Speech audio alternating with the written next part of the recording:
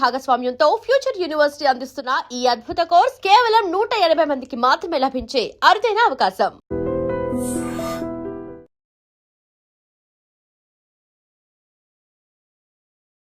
హరే కృష్ణ ప్రభు. హరే కృష్ణ హరే కృష్ణ. అసలు ఏం చెబుతుంది భగవద్గీత మనందరికీ అంటే ఏం చెప్పొచ్చు అంటే? భగవంతుడు భగవంతుడు అంటారు, ఆయనే ఏంటి, ఆయన చేరుకోవటం ఎలా? చాలా ఆధ్యాత్మికమైన ప్రశ్న ఉంటాయి. యశస్వి ప్రధానమంత్రి గారు ఎంత గొప్ప వ్యక్తులు వారు ఎక్కడికైనా వెళ్ళినా సరే వారితో పాటు భగవద్గీతను తీసుకెళ్ళి అందరికి ఇస్తున్నారు. ఎందుకు ప్రపంచం అంతా గీత గీత అని ఎందుకు మాట్లాడుతుందంటే ఆ గీత యొక్క వైభవాన్ని తెలుసుకున్నారు. కృష్ణుడు గీతలో చెప్పిన ఒక మాట, కర్మని చేయండి కానీ ఆ కర్మకు తగ్గ ఫలితాన్ని మాత్రం ఆశించకూడదు అని చెప్పి. అంటే మనుషులం అన్నాక ఖచ్చితంగా ఏదైనా చేస్తున్నాము అని అంటే దాని నుంచి ఏదో ఒకటి మనకు కొంత లాభం పొందాలి అనే ఆలోచన ఉంటుంది కదా ప్రభుజీ. ఎందుకని అలా చెప్పారంటారు కృష్ణుడు? ఫలాన్ని అపేక్షించక, ఫలాన్ని నేను దాచిపెడతాను, నీకు ఎప్పుడు కరెక్ట్ అప్పుడు నేను ఇస్తాను, నీ చేతుల్లో ఉంటే నువ్వు పాడు చేసుకుంటావు బాబు. ఇప్పుడు మీకెలా మీ పిల్లలో భగవంతుడికి మనందరం పిల్లలమే కదండి. ఆ ప్రేమతో భగవానుడు చెప్పిన మాట అండి. ప్రభుజీ, కృష్ణుడు ఇప్పుడు అర్జునికి గీత గురించి అంతా కూడా బోధించాడు, మా అందరికీ తెలిసిందంతే. కానీ అర్జుని కన్నా ముందర కూడా గీత కృష్ణుడు ఎవరికో బోధించారని చెప్పి భగవద్గీతలోనే చెప్పారు. ఆయన వివస్వాన్ అనే సూర్య భగవానుడికి బోధించారట. ఆ వివస్వానుడు మనువుకి చెప్పారట. అలా మనువు అలా ఆ సాంప్రదాయంలో వచ్చింది, కానీ మధ్యలో ఇక్కడ లుప్తం అయిపోయింది. అందుకే ఆ వివస్వానుడికి ఇచ్చిన జ్ఞానాన్ని మళ్ళీ నీకు ఇస్తున్నాను అని కృష్ణుడే అర్జునుడికి చెప్పాడు భగవద్గీత. అసలు ఏంటి వాస్తవం ప్రభుజీ? అర్జునుడు మహాయోధుడు, స్వర్గానికి వెళ్ళారు, శివుడిని ఓడించారు. ఒక రకంగా చూస్తే పాశుపతాస్త్రం తీసుకోవడానికి అందరి యొక్క కృపాపాత్రులు అయ్యారు. ఆయన నారాయణుడు అయితే పక్కనే ఉన్నాడు, కృష్ణుడు పక్కనే ఉన్నాడు కదండి. అలాంటి వ్యక్తికి కూడా కన్ఫ్యూజన్ వచ్చింది.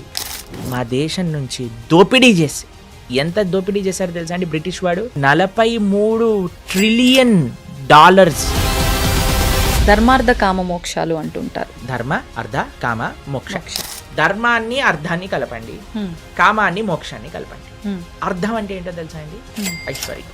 కానీ ఇదంతా ఉల్టా జరుగుతుంది కదా ప్రభుజీ ప్రస్తుతం. ఇప్పుడు ఏం చేసినా దీనికోసం. పిల్లవాళ్ళకి చూడండి, ఫోన్లో ఒకసారి ఐకాన్స్ అన్నీ కూడా ఇలా పెద్దగా అయిపోయాయి అనమాట. దాన్ని నొక్కలేకపోతున్నాయి, ఏది నొక్కినా అలా ఇలా వెళ్ళిపోతుంది. మాకు ఏం అర్థం కావట్లేదు, ఏం చేయాలి. అసలు ఒక చిన్న పిల్లవాడు వచ్చాడు, ఏం చేయాల్సిన అవసరం లేదండి, ఇలా 3 సార్లు అనాలి, ట్యాప్ చేయాలి అంతే. ఇలా ఇలాగానే ఆ ఐకాన్స్ అన్ని చిన్నగా అయిపోయి మళ్ళీ నార్మల్ ఫోన్ అయిపోయింది. నేను ఒడే నీకెలా తెలుసురా అంటే నేను ఇంటర్నెట్లో చదివాను అని అన్నారు. అందుకే మీరు చూడండి, మన భగవద్ ధర్మ ప్రచార మార్గంలో ఏవో నీళ్ళు చల్లుతుంటారు, ఏవో పూస్తుంటారు, ఏవేవో చేస్తుంటారు, పిచ్చి పిచ్చిగా డాన్స్ లేటాలు. వాళ్ళకి ఏమైందో అసలు, అలాంటి మురుకులు ఎలా ఉంటారనిపిస్తుంది. నమస్కారం, వెల్కమ్ టు ఐ డ్రీమ్. ధర్మ మార్గం విత్ విజిత కార్యక్రమానికి స్వాగతం. సాధారణంగా ప్రతి ఒక్కరూ చెప్తూ ఉంటారు, గీత అనేది మనం నేర్చుకుంటే గనక, మనం గీత చదవడం ప్రారంభిస్తే గనక మన లైఫ్ అనేది ఖచ్చితంగా చేంజ్ అవుతుంది అని చెప్పి. అసలు నిజంగా గీత వల్ల మనం ఏం నేర్చుకుంటాము, గీత ఏం చెప్తోంది మనందరికీ, ఇలాంటి విషయాలన్నీ కూడా ఎవరినైతే అడిగితే మనకు కరెక్ట్ సమాధానం దొరుకుతుందో ఆ పర్సనే మన ముందున్నారు. వారెవరో కదండి, మనందరికీ ఎంతో ఇష్టమైన, ఎంతో సుపరిచితులైన ప్రణవానంద దాస్ గారు ఇప్పుడు ప్రభుజీతో మాట్లాడి ఈ విషయాలన్నీ కూడా కూలంకషంగా తెలుసుకునే ప్రయత్నం చేద్దాం. హరే కృష్ణ ప్రభుజీ. హరే కృష్ణ హరే కృష్ణ. ప్రభుజీ, గీత అసలు భగవద్గీత అనగానే ఈ మధ్యకాలంలో ఎంతో ప్రాచుర్యంలోకి వచ్చింది, అందరికీ తెలియని వాళ్ళకు కూడా తెలిసేటట్టుగా. కానీ అసలు ఏం చెబుతుంది భగవద్గీత మనందరికీ అంటే ఏం చెప్పొచ్చు అంటారు? అసలు మనం ఏంటి, భగవంతుడు ఎవరు, మనకి భగవంతుడికి ఉండే సంబంధం ఏంటి, భగవంతుని ఎలా చేరుకోవాలి, అసలు ఈ ప్రపంచం ఏంటి? చాలామందికి ఈ ప్రశ్నలు ఉంటాయండి. ఈ ప్రపంచం ఏంటి, నేను ఎందుకున్నాను, ఈ ప్రపంచంలో నేను ఏం చేస్తున్నాను, అసలు నా కర్తవ్యం ఏంటి, అసలు భగవంతుడు అంటారు, ఆయనే ఏంటి, ఆయన చేరుకోవటం ఎలా? చాలా ఆధ్యాత్మికమైన ప్రశ్న ఉంటాయి. లేదా చాలామందికి ఇంకొక రకమైన ప్రశ్నలు ఉంటాయండి. అరే, నేను జీవితంలో మారాలనుకుంటున్నాను, మంచి మార్గంలో వెళ్ళటం ఎలా, దృఢ నిశ్చయం రావట్లేదు, చెడు అలవాట్లు ఉన్నాయని తెలుస్తుంది, వాటిని మానుకోవటం ఎలా, కొద్ది కోపం ఉన్నట్టుంది, దాన్ని తగ్గించుకోవటం ఎలా? ఎన్నో రకములైన ఉంటాయి. మనం ప్రపంచాన్ని అన్యాయాలు చూస్తున్నప్పుడు మనకు అనిపిస్తుంది, అరే ఈ అన్యాయం ఎందుకు జరుగుతుంది, అరే వీడికి ఇలా ఎందుకైంది, అయ్యో ఆయన అలా ఉంటాడు, ఆయన అంత గొప్పవాడు ఎలా అయిపోయాడు, ఇలాంటివి ఎన్నో ప్రశ్నలు ఉంటాయి. అసలు మీకు ఒక విషయం చెప్తాను, మనిషికి జీవనానికి సంబంధించిన ప్రతి ప్రశ్నను భగవద్గీత ఆన్సర్ చేస్తుంది. మనిషికి సంబంధించిన ఇప్పుడు లైఫ్ స్టైల్ అంటాం కదా, కొంతమంది రాస్తారు, లైఫ్ స్టైల్ అని. ఆ లైఫ్ స్టైల్కి సంబంధించిన ప్రతి విషయం, Hmm. లైఫ్కి సంబంధించిన ప్రతి విషయం. Okay. మీరు అనుకోవచ్చు, అరే ప్రభుజీ భగవద్గీత యుద్ధ భూమిలో మాట్లాడింది కదా, Hmm. అది జీవనాన్ని గురించి. యుద్ధంలో మాట్లాడినా భగవంతుడు జీవితం గురించి మాట్లాడాడు. మన చూడండి, మీకు ఒక విషయం చెప్తాను. మన డే టు డే జీవనం కూడా ఒక యుద్ధమే. అలా అనిపిస్తుందా మీకు? అనిపిస్తుంది కదా. అనిపిస్తుంది ఖచ్చితంగా. ఎందుకంటే మనతో మనం యుద్ధం, మనసుతో యుద్ధం, ఇంట్లో వాళ్ళతో పక్కన యుద్ధం, వాళ్ళతో. వర్క్ లైఫ్లో యుద్ధం, అదంతా కాంపిటీషన్, ప్రతిదీ ఒక పోరాటమే. పోరాటమే కదండి. ఆ పోరాటంలో భగవంతుడు ఈ పోరాటాన్ని నెగ్గేది ఎలా అని అర్జునుడికి ఉపదేశం చేసింది భగవద్గీత. Hmm. మీరు చూడండి, కొన్నిసార్లు మనం ఏదైనా వస్తువు కొన్నాం అనుకోండి, ఒక ఫోన్ కొన్నాము లేదా ఒక మషీన్ కొన్నాం అనుకోండి, దాంతోపాటు ఒక మాన్యువల్ వస్తుంది. మాన్యువల్ని చదివామనుకోండి, చాలా ఈజీ. Hmm. ఏ బటన్ నొక్కితే ఎలా యూజ్ చేయాలి, ఏం చేయాలి, ఏది చేయాలని. Hmm. మొన్న ఏమైందంటే మా ఫోన్లో ఒకసారి ఇలా ఏమంటావు, ఆ ఐకాన్స్ అన్నీ కూడా ఇలా పెద్దగా అయిపోయాయి అనమాట. Hmm. దాన్ని నొక్కలేకపోతున్నా, ఏది నొక్కినా అలా వెళ్ళిపోతుంది. మాకు ఏం అర్థం కావట్లేదు, ఏం చేయాలి. అసలు చాలా కంగారు వేసింది. ఎందుకంటే మా సేవలో ఉంటాం కదా, సేవకు సంబంధించిన ఏదన్నా ఫోన్ వచ్చినా అటెండ్ అవ్వాలి. ప్లస్ మా గురువుగారి ప్రవచనాలు అన్నీ అందులోనే ఉంటాయి, Hmm. Hmm. శ్రవణం చేయడానికి ఉండదు మాకు. మేము కంగారు పడిపోతుంటే ఒక ఆయన అన్నారు, ఒక చిన్న పిల్లవాడు వచ్చాడు, ఏం చేయాల్సిన అవసరం లేదండి, ఇలా 3 సార్లు అనాలి, ట్యాప్ చేయాలి అంతే. ఇలాగానే ఆ ఐకాన్స్ అన్ని చిన్నగా అయిపోయి మళ్ళీ నార్మల్ ఫోన్ అయిపోయింది. నేను ఒడే నీకెలా తెలుసురా అంటే, నేను ఇంటర్నెట్లో చదివాను అని అన్నారు. చూడండి, మనకి దేనికైనా అవగాహన ఉందనుకోండి. అవును. నాకు చాలా పెద్ద ప్రాబ్లం అనిపించింది. ఫోన్ పోయింది, ఫోన్ పోతే ప్రవచనాలు పోయాయి, కాంటాక్ట్స్ పోయాయి అని నేను కంగారు పడుతున్నా. అవును. కానీ చదివిన వాడు వచ్చాడు, ప్రశాంతంగా టిక్ టిక్ టిక్ అన్నాడు, ఫోన్ బాగా చేసేసాడు. అతనికి ఎంత సులువుగా అయిపోయింది. ఎంత చూడండి. సులభంగా అయిపోయింది, ఎందుకంటే దానిపైన అవగాహన ఉన్నది. అవును. కాబట్టి మన జీవితంలో మనకు కొన్నిసార్లు అవగాహన లేకపోయేసరికి కంగారు ఎక్కువైపోతుంది, టెన్షన్లు ఎక్కువైపోతాయి, ఏం చేయాలి అనిపిస్తుంటుంది, ఉక్కిరి బిక్కిరి అయిపోతా. Hmm.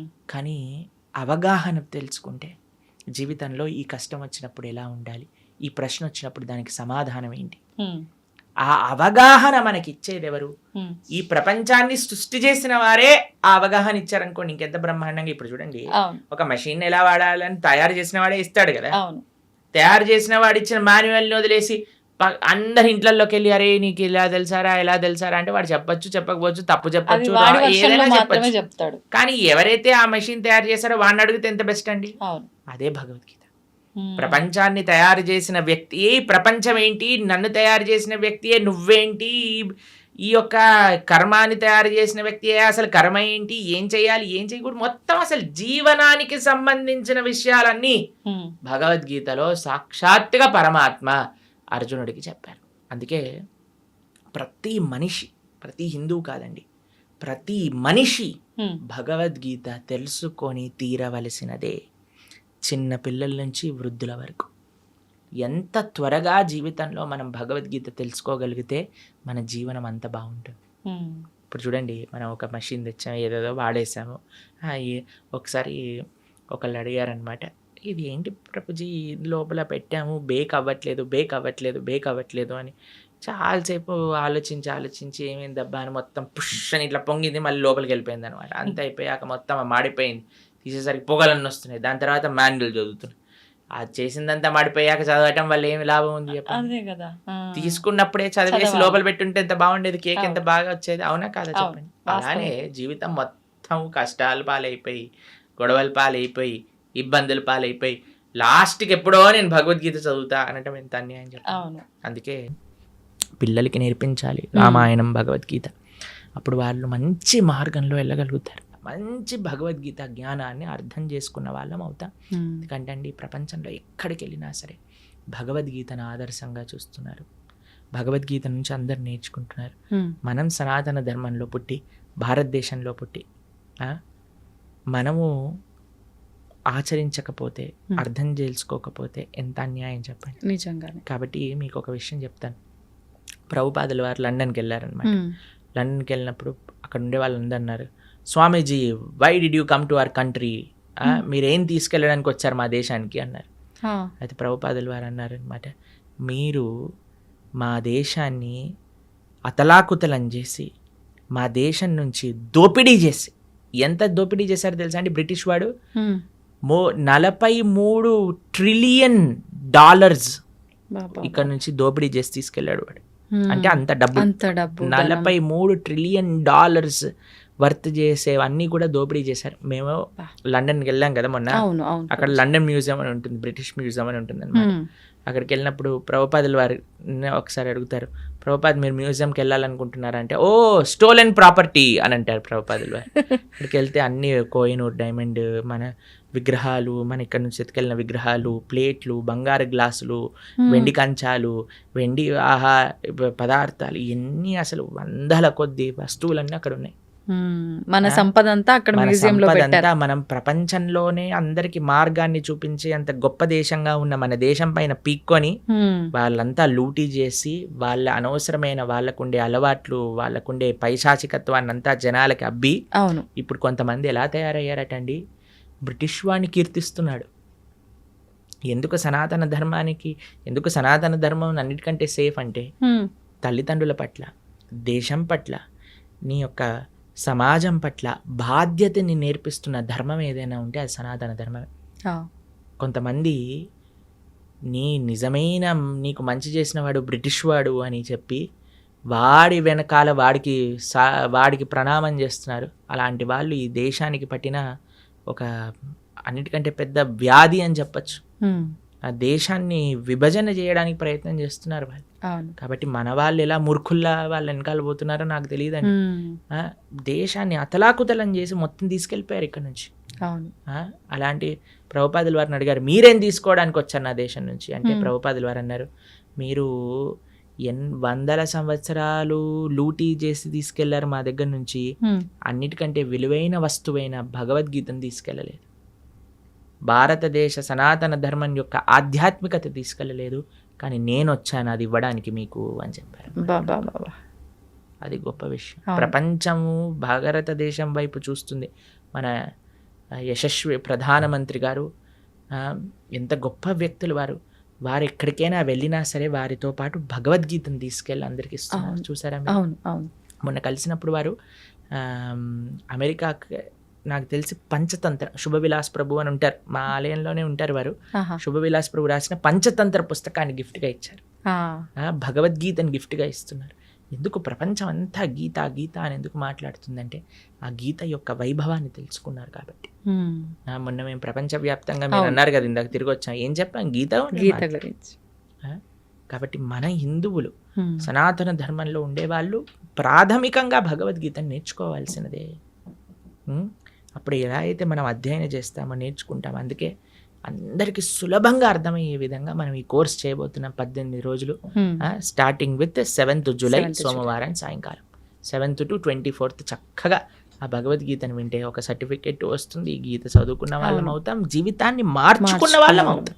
వాస్తవం ప్రభుజీ, నిజంగా అంటే మంచి ఆలోచన ప్రభుజీ. ఇప్పుడు ఈ మధ్యకాలంలో భగవద్గీత చదవాలి, ఇంట్లో పెట్టుకున్నంత మాత్రాన సరిపోదు, ఖచ్చితంగా పుస్తకం తెరిచి అసలు ఏముందనే విషయాన్ని తెలుసుకునే ప్రయత్నం చేయాలి అంటారు. కానీ అంటే కొన్నిసార్లు పుస్తకం తీసి చదువుతున్నప్పటికీ అది ఎన్నోసార్లు చదివినా కొన్నిసార్లు అది అర్థం అవ్వదేమో. ఇలా క్లాసెస్ రూపంలో, మాటల రూపంలో వింటే దానిలో సారాంశం అనేది తొందరగా అర్థమవుతుంది. నిజంగా మీరు చేసిన చాలా మంచి ఆలోచన, అందరూ కూడా దాంట్లో పాల్గొనాలని ఆశిద్దాము. అయితే ఇంకొక క్వశ్చన్ ఏంటి నాది అని అంటే, గీతకు సంబంధించే కృష్ణుడు గీతలో చెప్పిన ఒక మాట, కర్మని చేయండి కానీ ఆ కర్మకు తగ్గ ఫలితాన్ని మాత్రం ఆశించకూడదు అని చెప్పి. అంటే మనుషులం అన్నాక ఖచ్చితంగా ఏదైనా చేస్తున్నాము అని అంటే దాని నుంచి ఏదో ఒకటి మనకు కొంత లాభం పొందాలి అనే ఆలోచన ఉంటుంది కదా ప్రభుజీ, ఎందుకని అలా చెప్పారంటారు కృష్ణుడు? ఇప్పుడు మీకు ఒక చిన్న ప్రశ్న. ఇప్పుడు మీకు 2 డాటర్స్ కదా, అవును, వాళ్ళ బర్త్డేస్కి ఫ్రెండ్స్, ఫ్యామిలీ, అమ్మమ్మ, తాతయ్యలు వాళ్ళు వీళ్ళు వచ్చారనుకోండి, ఒక్కొక్కళ్ళు వచ్చిన వాళ్ళు 2000, 5000 అన్నీ ఇస్తూ ఉన్నారనమాట వారికి. అప్పుడు మీరు ఏం చేస్తారు? బర్త్డే అయిపోయాక, నాన్న ఎన్ని వచ్చాయి మొత్తం కౌంట్ చేసి నాకు ఇవ్వు, నేను పిగ్గీ బ్యాంక్లో పెడతాను, ఎప్పుడైతే నీకు అవసరం ఉంటుందో అప్పుడు ఇస్తానని చెప్తాను. ఓ 50,000 వచ్చాయా, ఏదన్నా చేసుకో అని చెప్తారా మీరు? చెప్పం. ఏమంటారు మీరు? ఖచ్చితంగా తీసుకుంటాము, దాన్ని జాగ్రత్త పెడతారు కదా. అవును. అది మీరు వాడేసుకుంటారా? వాడం. వాళ్ళకి ఎప్పుడైతే అవసరం ఉంటుందో అప్పుడు ఇస్తారా? అదే భగవానుడు చెప్పింది. కర్మ చెయ్యి, ఫలాన్ని అపేక్షించకు, ఫలాన్ని నేను దాచిపెడతాను, నీకు ఎప్పుడు కరెక్ట్ అప్పుడు నేను ఇస్తాను, నీ చేతుల్లో ఉంటే నువ్వు పాడు చేసుకుంటావు బాబు. ఇప్పుడు మీకెలా మీ పిల్లలో భగవంతుడికి మనందరం పిల్లలమే కదండి. ఆ ప్రేమతో భగవానుడు చెప్పిన మాట అండి. అంటే ఇప్పుడు స్వామి ఏమంటున్నాడు, చాలా సింపుల్ గా మీకు ఒక విషయం చెప్తాను. ఒక ఆయన అమెరికాకి వెళ్ళాడు. చదువుకుంటున్నాడు, బాగా చదువుకున్నాడు, ఎంఎస్ చేశాడు, జాబ్ వచ్చింది.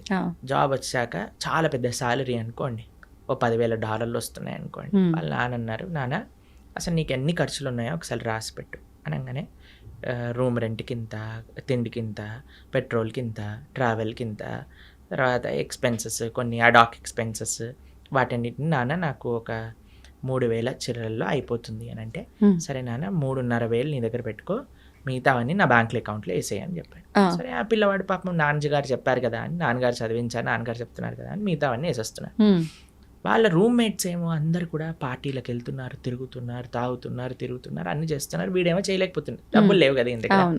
అయితే అందరు కూడా చూసావా వీడు నాన్నకి ఇచ్చేస్తున్నాడు, డబ్బులు నాన్నకి ఇచ్చేస్తున్నాడు. వాడికి కూడా కొన్నిసార్లు డౌట్ వచ్చింది, బాధ వేసింది, అయ్యో ఎందుకు ఈయన నాన్నని డబ్బులు తీసేసుకున్నాడు. సరే అని కొన్ని సంవత్సరాలు వర్క్ చేశాక ఆయన మళ్ళీ తీసుకొచ్చారు, పెళ్లి చేశారు. ఆయనకి మంచి సంబంధం చూసి పెళ్లి చేసి, వివాహం అయిపోయాక ఇప్పుడే వాళ్ళిద్దరు మళ్ళీ అమెరికాకి వెళ్తున్నప్పుడు, నాన్న నువ్వు 2 సంవత్సరాల నుంచి ఏవైతే డబ్బులు నాకు వేస్తున్నావో ఆ డబ్బులన్నీ మళ్ళీ ఇప్పుడు నీ బ్యాంక్ అకౌంట్లోకి ట్రాన్స్ఫర్ చేశాను, ఇది చూసుకో, ఇది ట్రాన్స్ఫర్ అయిపోయింది అని అంటే, ఆయన అడిగారు, నాన్న ఇన్ని రోజుల నుంచి తీసుకున్నావు, ఇప్పుడు ఎందుకు ఇచ్చా? ఎందుకంటే అప్పుడు ఇస్తే నువ్వు పాడైపోయేవాడివి, కానీ ఇప్పుడు నీకు ఒక మంచి పార్ట్నర్ అవసరానికి, ఆ పార్ట్నర్ చూస్తుంది నువ్వు ఏం ఖర్చు పెడుతున్నావు, ఏం చేస్తున్నావు, ఏం తప్పు చేస్తున్నావు, ఏం కరెక్ట్ చేస్తున్నావు, కాబట్టి ఇప్పుడు నీకు వివాహం అయింది కాబట్టి ఒక బాధ్యతాయుతంగా నిన్ను మంచి మార్గంలో పెట్టేవాళ్ళు నీతో ఉన్నాం కాబట్టి ఇప్పుడు ఇచ్చేస్తున్నా, నాకేం అవసరం లేదు నాన్న అని ఆ నాన్నగారు చెప్పారు. ఆ నాన్నగారు చెప్పింది కరెక్టా రాంగా చెప్పండి? కరెక్ట్, ఖచ్చితంగా కరెక్టే కదా. అదే భగవంతుడు చెప్తున్నా, నాన్న ఫలం నీ చేతిలో ఉంటే మిస్యూజ్ చేసుకునే అవకాశాలు ఉంటాయి, కాబట్టి ఫలాన్ని అపేక్షించకుండా try your best, do your best. ఆ ఫలితం నేను ఎప్పుడు నీకు ఏ క్షణంలో నీకు కావాలో ఆ క్షణానికి నేను ఇస్తాను. ఎంత గొప్ప మాట, నిజంగా చాలా గొప్ప మాట. కాబట్టి అది పరమాత్మకి మన పట్ల ఉండే ప్రేమ. ఈ విషయాలు ఎలా అర్థమవుతాయండి అని అంటే, ఎప్పుడైతే మనం వింటామో భగవద్గీతని, ఎవరైతే భగవద్గీతను అర్థం చేసుకొని దాన్ని మనకే అర్థమయ్యే విధంగా చెప్పే వాళ్ళ దగ్గర నుంచి శ్రవణం చేసినప్పుడు, మనం చదివినప్పుడు చాలా సులభం అయిపోతుంది. అందుకే మీరు చూడండి, మన భగవద్ ధర్మ ప్రచార మార్గంలో కొంతమంది మ్యాజిక్లు చేస్తూ ఉంటారు, చూసారా మీరు? కొంతమంది అంటే మన ధర్మ ప్రచార మార్గంలో కాదు నేను చెప్తున్నాను, కొన్ని వీళ్ళు ఏవో నీళ్ళు చల్లుతుంటారు, ఏవో పూస్తుంటారు, ఏవేవో చేస్తుంటారు, పిచ్చి పిచ్చిగా డాన్స్లు వేయటాలు. వాళ్ళకి ఏమైందో అసలు, అలాంటి మురుకులు ఎలా ఉంటారు అనిపిస్తుంది కొన్నిసార్లు. మంచిది మనల్ని వదిలేసి, లేకపోతే ఆ మురుకుల్ని మనం ఎలా భరించగలుగుతాం అనిపిస్తుంది. అలాంటి వేషాలు, వీళ్ళందరూ డ్రామా ఆర్టిస్టులు అయిపోవచ్చు చాలా బాగా, కానీ ఎందుకు వాళ్ళు మూవీస్ లో ట్రై చేయకుండా ఇలాంటి పనులు, అంటే డబ్బులు అక్కడ సంపాదిస్తుంటున్నారు ఎక్కువగా, అందుకోసం అటు వెళ్తున్నారు. అలాంటివన్నీ మనం చేయమండి గలీజ్గా. అవును, వేరే వాళ్ళని మోసం చేయటాలు, వేరే వాళ్ళని ఏదో ఇది చేయటాలు, అలాంటివన్నీ ఏమీ ఉండవు. చాలా మంది అడుగుతారు, ఇస్కాన్ వాళ్ళు విదేశీయుల్ని మార్చట్లేదా మీకు విషయం తెలుసా అండి? అక్కడ మేము వెళ్ళాము, అక్కడ ఉండే వీళ్ళు ఎక్కడికైతే వెళ్తారో ప్రతి ఆదివారం వాళ్ళవన్నీ అమ్మేశారు. కొన్ని చోట్ల బార్ షాపులు ఉన్నాయి ఆ ప్రదేశాల్లో, కొన్ని చోట్ల అయితే మా గుళ్ళే ఉన్నాయి అక్కడ. ఎందుకంటే అక్కడికి ఎవ్వరు వెళ్ళట్లేదు, ఎవ్వరికి ఇంట్రెస్టే లేదు, అలా తయారైపోయింది అక్కడ. మేము ఒక దగ్గరికి వెళ్ళామండి, అసలు అక్కడ ఉండే ఎవరైతే ఆ మత ప్రబోధకులు ఉన్నారో, ఆ ధర్మంలో ఉండేవాళ్ళు, ఇప్పుడే నేను మీకు వీడియో కావాలంటే పంపిస్తాను, అంటే మీ పర్సనల్కి చూపించకండి జనాలకి. ఫ్రాన్స్లో ఏవైతే ఈ మత పెద్దలని వాళ్ళ ధర్మంలో వాళ్ళ మతంలో ఉంటారో